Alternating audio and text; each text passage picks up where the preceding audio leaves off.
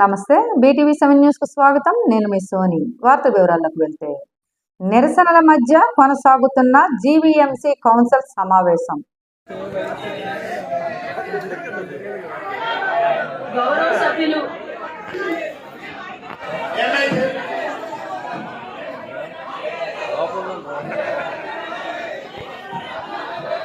ఏ ప్రాంతంలో జరిగిన ఆయన ఒక కమ్యూనిస్ట్ భావాలతో కాకుండా ఒక కోఆపరేటివ్ గా ఒక డెమోక్రటిక్ రీతిలో ఆయన ప్రతి అంశాన్ని కూడా చర్చించిన వ్యక్తి ఆయన.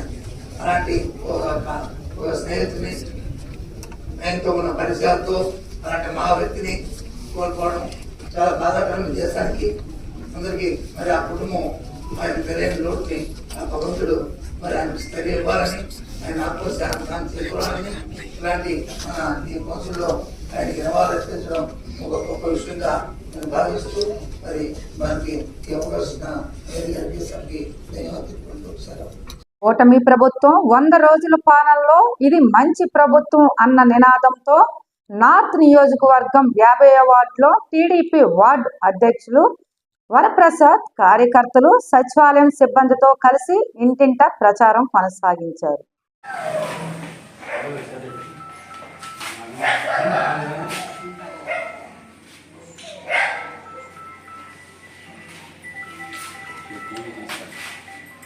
వాయిస్ ఇవ్వాలి మీరు.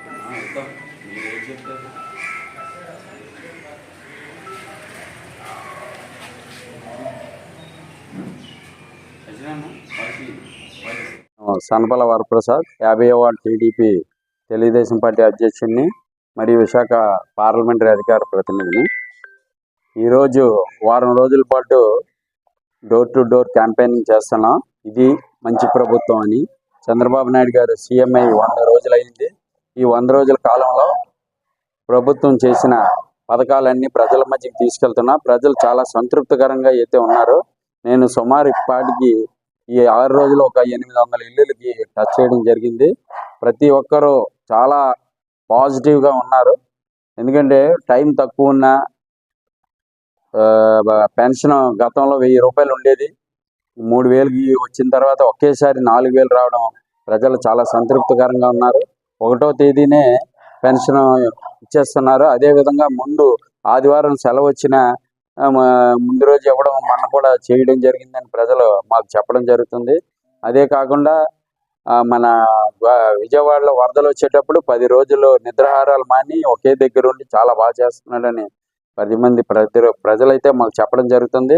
ఇది ఒకటే కాదు, అదేవిధంగా మనకి పేదవాడికి అన్నం కావాలంటే చాలా ఇబ్బందులు ఉండేవి. మేము తెలుగుదేశం ప్రభుత్వంలో ఎవరో ఒకరు ఆ జగన్మోహన్ రెడ్డి గారు వాళ్ళ నాన్నగారి పేరు పెట్టిన అన్న క్యాంటీన్ కంటిన్యూ చేయమని మాకు చెప్పడం జరిగింది. ఆయన పేదవాడికి అన్నం పెట్టే విషయంలో కూడా చాలా దూరదృష్టితో కూడా ఆలోచించకుండా చాలా ఆయన తీసివేయడం దురదృష్టకరం. ఈరోజు అన్నా క్యాంటీన్లు సుమారుగా స్టేట్లో 175 అన్నా క్యాంటీన్లు ఈరోజు పెట్టి పేదవాడికి ఉదయం టిఫిన్ 5 రూపాయలు, మధ్యాహ్నం భోజనం 5 రూపాయలు, రాత్రి 5 రూపాయలు. ఎందుకంటే ఇక్కడికి విశాఖపట్నానికి విజయనగరం, శ్రీకాకుళం వలస వచ్చే కార్మికులు చాలామంది ఉన్నారు. వాళ్ళందరూ ఉదయం వచ్చి సాయంత్రం వెళ్ళిపోయే వాళ్ళు కూడా ఉన్నారు. ఉదయం ఓన్లీ 15 రోజులుగా అయితే ఉన్నారు. ఇన్ని మంచి పథకాలు చేస్తున్న చంద్రబాబు నాయుడు గారిని చాలామంది ప్రజలు ఇంకా కలకాలం ఉండాలని కోరుకుంటున్నారు. ప్రస్తుతం మేము ఇంటింటికి వెళ్తుంటే సమస్యలు ఏంటంటే వీధి లైట్లు, ఇవన్నీ జీవీఎంసీ గత పాలకవర్గం వైఎస్ఆర్సీపీ పాలకవర్గం చేసింది. ఎవరు కూడా కార్పొరేటర్ మీ అందరికీ తెలుసు, అందరికీ బిల్డర్లకి రియల్ ఎస్టేట్కి ఇవ్వడం వల్ల వాళ్ళు ప్రజల మధ్యలోకి రాకపోవడం. మెయిన్ వెళ్ళిన ఈ 6 రోజులు ప్రజల్లో ఏంటంటే స్ట్రీట్ లైట్ వెలగట్లేదు, అది ఒక్కటే బాగా ప్రాబ్లం చెప్తున్నారు. దానివల్ల ఏంటంటే దానికి కంబైన్డ్గా చైన్ స్నాచింగ్లు అవుతున్నాయి. అదేవిధంగా ఇక్కడ ఎక్కువ గంజాయి బ్యాచ్లు ఎక్కువ తిరుగుతున్నారండి. దయచేసి ఆ లైట్ల మీద ఫోకస్ చేయండి అని చెప్పడం జరిగింది. ఇది జీవీఎంసీ దృష్టికి నేను తీసుకెళ్తానని తెలియజేస్తాను. మరి 100 రోజుల పరిపాలనలో తిరుగుతున్నారు కదా, మరి సూపర్ 6 అనే కార్యక్రమం చంద్రబాబు నాయుడు పెట్టారు. ఆ సూపర్ 6 కార్యక్రమం ఒక కార్యక్రమంలో సూపర్ 6 ప్రోగ్రామ్ లో మేము 100% బాబు గారు అక్టోబర్ నెలలో మొదలు పెడతామన్నారు.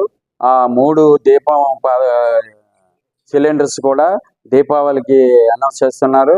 అదేవిధంగా ఇంటింటికి ప్రతి మహిళకి వందనం తల్లికి వందనం 15,000 కానివ్వండి, మహిళలకు 1,500 కూడా అక్టోబర్ నెల నుంచి నవంబర్ నెల.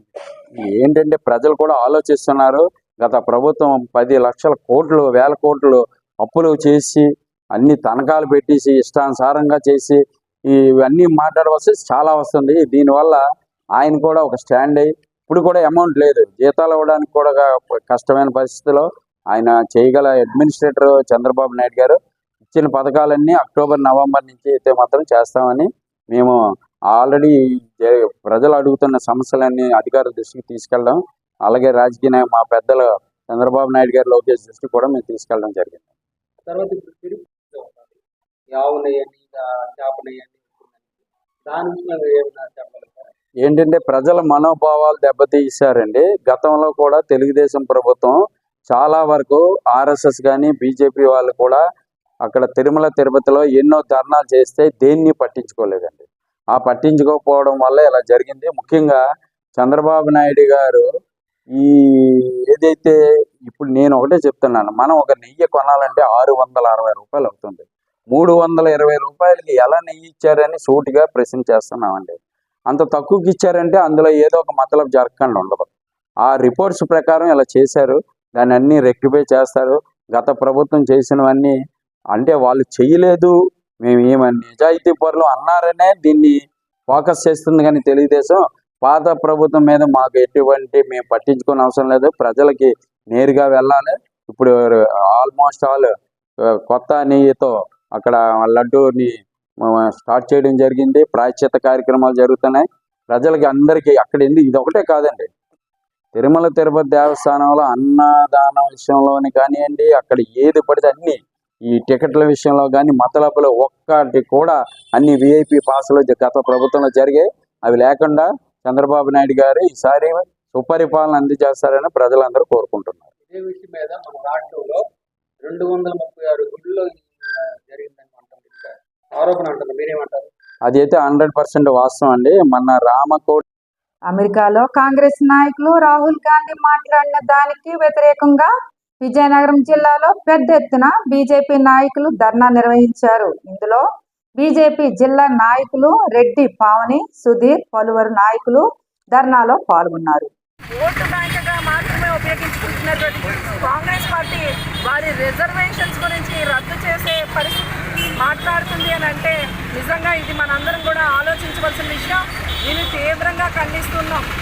దేశం యొక్క అంతర్గత విషయాన్ని మరొక దేశం వెళ్ళి, ముఖ్యంగా మన దేశాన్ని ఎవరైతే విభజించాలనుకుంటున్నారో అలాంటి శక్తులతో కూడి దేశ విభజన చేయాలనుకునే ఒక దుర్బుద్ధితో రాహుల్ గాంధీ వ్యాఖ్యలు చేశారు. భారతీయ జనతా పార్టీ రిజర్వేషన్కి కట్టుబడి ఉంది. మా హోంమంత్రి అమిత్ షా చాలా క్లియర్గా చెప్పినటువంటి విషయం, భారతీయ జనతా పార్టీ దేశంలో ఉన్నంత వరకు కూడా బీసీ, ఎస్సీ, ఎస్టీ సోదరులందరికీ కూడా రిజర్వేషన్ వర్తించే విధంగా వారు ఖచ్చితంగా చేస్తారు అని చెప్పి వారు చెప్పడం జరిగింది. రాహుల్ గాంధీ ఇలాంటి పరిస్థితి, ఇలాంటి వ్యాఖ్యలు చేసినందుకు వారి పాస్పోర్ట్ని రద్దు చేయాలని మేమందరం కూడా డిమాండ్ చేస్తూ ఉన్నాం. వారి నానమ్మ ఏదైతే ఇందిరాగాంధీ ఉందో ఆవిడ ఏ రకంగా ఎస్సీ, ఎస్టీ, బీసీలని ఏ రకంగా అణచివేసిందో మనందరం కూడా చూస్తాం. అదే పరిస్థితి ఇప్పుడున్నటువంటి రాహుల్ గాంధీ కూడా చేయాలని చెప్పి ప్రయత్నం చేస్తూ ఉన్నారు. దేశంలో శాంతి భద్రతల యొక్క విఘాతాన్ని కలిగించే ప్రయత్నం చేస్తూ ఉన్నారు. దీన్ని తక్షణమే కాంగ్రెస్ పార్టీ విరమించుకోవాలని మేము డిమాండ్ చేస్తున్నాం. ఉద్యోగం ఇప్పిస్తామని మోసం చేసిన తెలుగుదేశం పార్టీ నాయకుడు లబోదిబో అంటున్న బాధ్యులు. మాది డాక్టర్ బిఆర్ అంబేద్కర్ కోనసీమ జిల్లా పి గన్నవరం నియోజకవర్గం ఐనవెల్లి మండలం. మాది ఐనవెల్లి అంటే గ్రామం. ఐనవెల్లి మండల తెలుగు యువత ఉపాధ్యక్షులు పులిదిన్న ఆనందరావు గారు నాకు కొద్ది రోజుల క్రితం ఉద్యోగం ఏంటనే రీతిలో 1,50,000 ఒక ఆడవాడు ఫోన్పేకి 50,000 3 సార్లు 350,000 కింద ఫోన్పే కొట్టడం అన్నది జరిగింది. నేను కూడా ఆయన మాట గౌరవించి ఫోన్పే అన్నది చేశాను. చేసిన తర్వాత ఒక 50,000 చేతి అప్పు కింద ఇచ్చుకున్నాడు. అంతేకాకుండా ఉద్యోగరీత్యా జాయిన్ చేసిన తర్వాత నాకు కానీ ఉద్యోగం నచ్చకపోతే నేను ఎంతైతే కట్టానో అంతా కూడా తిరిగి ఇప్పించే బాధ్యత నాది అన్న తరుణంలో నేను డబ్బులు కట్టడం జరిగింది. అంతేకాకుండా ఉద్యోగంలో చేరిన తర్వాత ఇది స్వచ్ఛ భారత్ మండల సూపర్వైజర్ అనే ఉద్యోగం కింద తేలింది. అయితే ఈ మండల సూపర్వైజర్ కింద చేరిన తర్వాత ఏ పంచాయతీ దగ్గరికి వెళ్ళకూడదు, ఏ సెక్రటరీని కలకూడదు, నువ్వు పలానా సూపర్వైజర్ అని ఎవరికి చెప్పకూడదు అనే కొన్ని కండిషన్ల తర్వాత పెట్టడంతో నాకు అనుమానం వచ్చి దీన్ని ఇప్పుడే కంటి చూపుతో నిదానించుకొని ఎంక్వైరీ చేసిన తర్వాత దీని నిదానాలు ఏంటని తెలుసుకున్న తర్వాత ముందుకు తీసుకెళ్తే బాగుంటుందని నేను ఎంక్వైరీ చేయగా ఇది ఫేక్ అని తేలిన తర్వాత డబ్బులు ఇప్పించండి, నాకు ఇది నచ్చలేదు అనేసి మండల ఉపాధ్యక్షులు పులిదిన్న ఆనంద్ గారిని నేను కలగా ఆయన రేపు ఇప్పిస్తాను, ఎల్లుండి ఇప్పిస్తానని 40-45 రోజులు గడపగా చివరికి నువ్వు ఏం చేసుకుంటావు చేసుకో, నాకు పని లేదు, నీ కర్మ నీది, నాకు పని లేదు అన్నట్టుగా అలా ఆయన చేతులు దులిపేసుకున్నాడు. అందుకు కలెక్టర్ గారి దగ్గరికి వచ్చి నేను అర్జీ పెట్టుకున్నాను. ఇదిగో ఫోన్పేలో నేను డబ్బులు పంపినట్టు ఇది స్క్రీన్ షాట్ తీసి జిరాక్స్ కలెక్టర్ గారికి ఇవ్వడం జరిగింది. పక్కా ప్రూఫ్లతో నేను ఏదైతే మోసపోయానో నా విధంగా ఎవరు కూడా మోసపోకుండా జరగాలని, మోసపోకుండా ఉండాలని కోరుకుంటూ కలెక్టర్ గారికి అర్జీ పెట్టుకుంటూ జరిగింది. చాలా వరదతో తీవ్రంగా నష్టపోయామని వారు నష్టపరిహారం అడిగితే వరద బాధితులను లాఠీతో చితకబాదిన బెజవాడ పోలీసులు.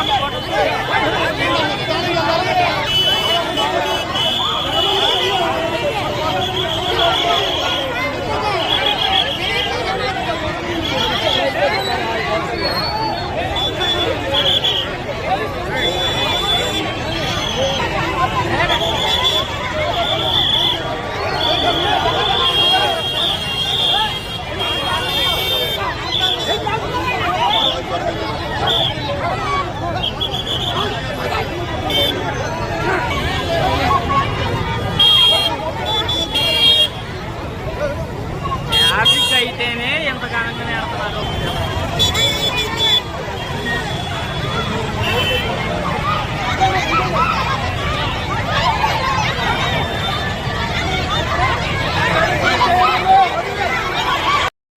రూపాయి పోగేసుకొని కట్టుకున్న ఇండ్లను కూలగొట్టి వాళ్ళు కడుపులో మట్టి కొట్టారు అన్న బీజేపీ ఎంపీ ఈటల రాజేందర్ మండిపడ్డారు. ఇవాళ ప్రాజెక్టులు కడతాం, అక్వైరీ చేసుకుంటాం, ప్రభుత్వ కార్యాలయాలు కడతాం, గవర్నమెంట్ అక్వైరీ చేస్తుంది. మన ఫార్మాసిటీ పేరిట 13,000 ఎకరాలను ఎట్లా అక్వైరీ చేసావు? అక్కడ ₹1 కోటి, ₹2 కోట్ల విలువ ఉన్నప్పటికీ కూడా నువ్వు అక్వైరీ చేసి 10 లక్షల రూపాయలకు అక్వైరీ చేస్తున్నావు. ఏదో ఒక అక్వైరీ చేయాలి కదా. నువ్వు అక్వైరీ చేయకుండా నీ తాత జాగీర్ లాగా నువ్వు ఇవాళ వచ్చి ఇవాళ మొత్తం కూలగొడతా, నీవే ఇవాళ కొత్తగా పుట్టొచ్చినట్టుగా, నువ్వే కొత్తగా ముఖ్యమంత్రి అయినట్టుగా, అంతకుముందు ప్రభుత్వాలు లేనట్టుగా, ప్రభుత్వాలకు ఈ ఎకలాజికల్ బ్యాలెన్స్ గురించి లేకపోతే ఇతరత్వ గురించి ఆలోచించడానికి మాట్లాడే మాటలు థర్డ్ క్లాస్ మాటలు ఇవి. నేను అడుగుతా ఉన్నా, ఇలా వాళ్ళు అంటున్నారు మేము చెరువులను కాపాడాలి. నేను అంటున్నా, చెరువులు కాపాడే ధైర్యం నీకుంటే, దమ్ముంటే, నిజంగానే ఆ మంచి అభిప్రాయం అనుకుంటే నా హుస్సేన్ సాగర్లో తాగే నీళ్ళు లెక్క తయారు చేయి ఫస్ట్. ఇవాళ హైదరాబాద్లో ఉన్న అన్ని చెరువులు పంట పొలాలకు నీళ్ళెచ్చుడు కాక అవన్నీ కూడా మురికి కూపాలుగా మారిపోయినమాట వాస్తవమా కాదా? ఇవాళ ఆ చెరువు చుట్టుపక్కల ఉన్న వాళ్ళు దుర్గంధపూరితమైన బతుకుతున్నారు. ఈగలు, దోమలు, గుర్రపు డెక్క వాసన, అసలు జ్వరాలు. ఎవరు కట్టుకున్నారంటే తక్కువ ధరకు వస్తుందని చెప్పి వాళ్ళు కట్టుకున్నారు. నేను అంటున్నా ప్రభుత్వాన్ని, ఇవాళ మీరు వాళ్ళకు సామాన్యులు కావచ్చు, వాళ్ళు నీతో యుద్ధానికి రాకపోవచ్చు, వాళ్ళు కోర్టు మెట్టెక్కే డబ్బులు లేకపోవచ్చు, కానీ వాళ్ళ ఏడుపు, వాళ్ళ కన్నీళ్ళు, వాళ్ళ ఉసురు నీకు తాకకుండా పోయి గుర్తుపెట్టుకో. నువ్వేమనుకుంటున్నావు? ఇలా ఏ ఉపాధి కల్పిస్తా అని చెప్పినవో, పేదలకు అండగా ఉంటా అని చెప్పినవో, పేదల బతుకుల్లో వెలుగు నింపుతా అని చెప్పినవో, నువ్వు అనేక రకాల హామీలు ఇచ్చినవో, ఇలా మహిళలకు 2,500 రూపాయలు ఇస్తా, భూమి లేని వాళ్ళకు 12,000 రూపాయలు ఇస్తా, నేను ఇది ఇస్తా అది ఇస్తా ప్రగల్భాలు పలికినావు. ఇచ్చుడు పక్కకు పెట్టు, నీ పెన్షన్లు, నీ బియ్యం కార్డులు, నీవన్నీ పక్కకు పెట్టు. కానీ వాళ్ళ కాళ్ళ మీద వాళ్ళు బతికేటువంటి సామాన్యుల బతుకుల్లో మట్టి కొట్టి నువ్వు వాళ్ళ జీవితాల్లో ఇలా నిప్పులు పోసి నువ్వేం సాధిస్తావని చెప్పి రేవంత్ రెడ్డి అడుగుతున్నాను. ఇక నీకు ఏం మానవత్వం ఉంది? నువ్వు అనుకుంటున్నావు నువ్వు చాలా గొప్పగా చేస్తున్నా. కొద్దిమంది తెలియని వాళ్ళు సోషల్ మీడియాలో ఉన్నటువంటి వాళ్ళు కావచ్చు, కొద్దిమంది తెలియని వాళ్ళు ఏమనుకుంటారంటే నిజమే చెరువులు అక్రమంగా ఆక్రమించుకున్నారని చెప్పండి. అరే అక్రమంగా ఆక్రమించుకున్నారా సక్రమంగా ఆక్రమించుకున్నారా బయటపెట్టు. నేను అడుగుతున్న ప్రభుత్వం దమ్ముంటే ఈ హైదరాబాద్లో ఎన్ని చెరువులు ఉన్నాయి, ఇన్ని చెరువులు ఎన్ని మాయమైనవి, ఈ మాయాని కారకులు ఎవరు? ఇవాళ బతుకమ్మకుంట అంబరిపేటలో ఎవడు మాయం చేసిండు? ఇవాళ నేను చాలాసార్లు చెప్పిన కరీంనగర్లో 3 కుంటలు ఉండే 3 చెరువులు ఉండే, దాంట్లో కలెక్టరేట్ కట్టాడు. ఇవాళ అనేక చెరువులు అనేక కుంటలు. ఇవాళ ఇక్కడ కృష్ణకాంత్ పార్క్ ఉంటుంది, ఈసుబుడలో ఉంటుంది, అనేక చెరువులు. మాసప్ ట్యాంక్, దాని పేరే మాసప్ ట్యాంక్, ఇలా క్రికెట్ గ్రౌండ్ అయిపోయింది. ఇలా ఇవాళ నీవు కొన్ని వందల చెరువులు డిస్మాంటిల్ చేసి రాష్ట్రంలో ప్రజాపాలన కాకుండా గోండా రాజ్యం నడుస్తుందని మాజీ మంత్రి హరీష్ రావు మండిపడ్డారు. ప్రజాపాలన కాదు, ఈరోజు గుండా రాజ్యం నడుస్తూ ఉంది. ప్రజల యొక్క హక్కులు పూర్తిగా కాలరాయబడ్డాయి. మొన్న సిద్దిపేటలో నా కార్యాలయం మీద దాడి కావచ్చు, నిన్న హైదరాబాద్లో కౌశిక్ రెడ్డి గారి ఇంటి మీద దాడి కావచ్చు, రాత్రి సునీతా లక్ష్మారెడ్డి గారి ఇంటిపైన దాడి కావచ్చు. అంటే ఒక గుండా రాజ్యం తలపించే విధంగా పాలన కొనసాగుతూ ఉంది.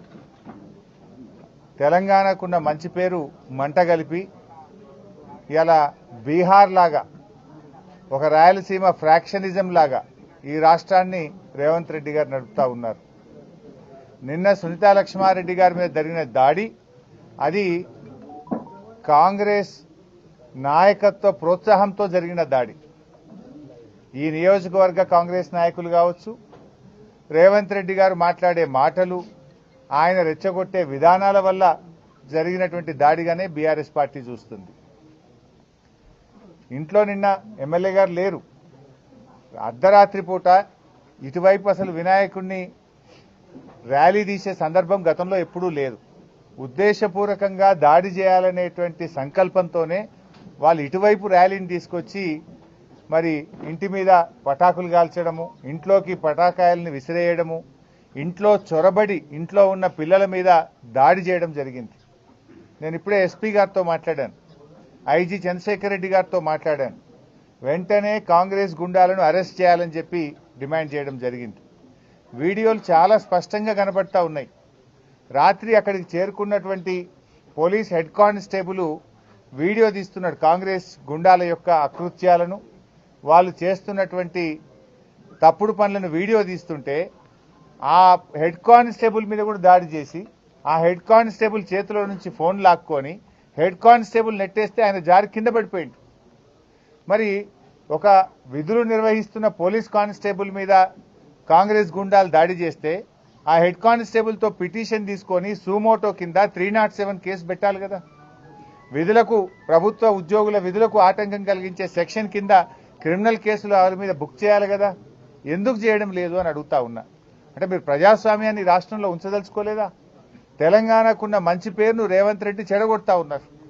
అల్లూరు జిల్లా ముంచంగిపుట్టు మండలం వనగమ్మ గ్రామ పంచాయతీ పరిధిలోని సరైన రోడ్లు లేక ఇబ్బంది పడుతున్న గిరిజనులు. పేరు కుర్ర త్రినాథ్, సిపిఎం సర్పంచ్ లక్ష్మీపురం. ఈరోజు అల్లూరు సీతారామరాజు జిల్లా ముంచంగిపుట్టు మండలం వనుగుమ గ్రామ పంచాయతీ పరిధి కిరాంబోలో పిఎం జన్మన్ ద్వారాగా రోడ్ వేయాలని చెప్పేసి ఈ సందర్భంగా గ్రామస్తులతో కలిసి ఈరోజు నిరసన తెలియడం జరుగుతుంది. గత వైసీపీ ప్రభుత్వం ఈ 5 సంవత్సరాల కాలంలో గ్రామాల్లో మంచినీటి రోడ్డు సమస్యలకు పట్టింపకుండా ఈరోజు నిర్లక్ష్యం చేసింది. అందుకే ఈ ప్రభుత్వం అయినా సరే స్పందించి వనుగుమ పిఆర్ రోడ్ నుంచి కిరాంబ వరకు రోడ్డు మంజూరు చేయాలని చెప్పి సందర్భంగా డిమాండ్ చేయడం జరుగుతుంది. అదే కాకుండా ఈరోజు ఏంటంటే పీవీటీజీ కోదు కులస్తులు ఉన్నారు, 41 కుటుంబాలు, దాదాపుగా 200 మంది జనాభా ఉన్నారు. ఇలాంటి గ్రామాల్లో ఈరోజు 5 సంవత్సరాల పాటు కూడా ఈ ప్రభుత్వం స్పందించకుండా రోడ్ వేయకుండా ఈరోజు నిర్లక్ష్యం చేసింది. అందుకే ఈ కొత్త ప్రభుత్వం అయినా సరే ఖచ్చితంగా ఈ ప్రాంతంలో రోడ్డు వేయాలని చెప్పేసి ఈ సందర్భంగా డిమాండ్ చేస్తున్నాం. అంగరంగ వైభవంగా శ్రీ వరహాలక్ష్మీ నరసింహ స్వామి నిత్య కళ్యాణ మహోత్సవం.